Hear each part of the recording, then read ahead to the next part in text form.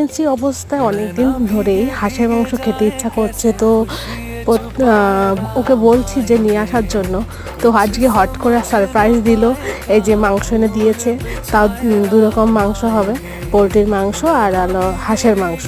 তো বলছে সকালবেলা এসে তোমার জন্য আজকে সারপ্রাইজ আছে। তো সারপ্রাইজ, আর আমাদের এখানে জানলাটা না নোংরা হয়ে যাচ্ছে, ওই পাশে জল পড়ে, সেই জন্য জানলাটা রং হবে। আর আমাদের বড় যা দেখতে পাচ্ছে টমেটো কেটে নিয়েছে, আর দেখো ওয়েস্ট করে, সবজি খালি ওয়েস্ট করে, কোনো কিছু রান্না করবে না, আর সবজি নষ্ট করে ফেলে দেবে এই আর কি, আর কাউকে দেবে না, এরকম এরকম অবস্থা। আর এই যে সবজি কাটতে বসেছে প্রায় 1 ঘন্টা, এখনও হয়নি। কাটতে কাটতে বুড়ো হয়ে যায়, সন্ধ্যা লেগে যাবে, আর কখন খাবে মানুষ আর কখন বা দেবে, এই নিয়ে অনেক সবারই অবজেকশন। আজকের এই মিনি ব্লগটা তোমাদের কেমন লাগলো কমেন্ট করে জানিও। Bye bye, tata. আর আমার মিনিটা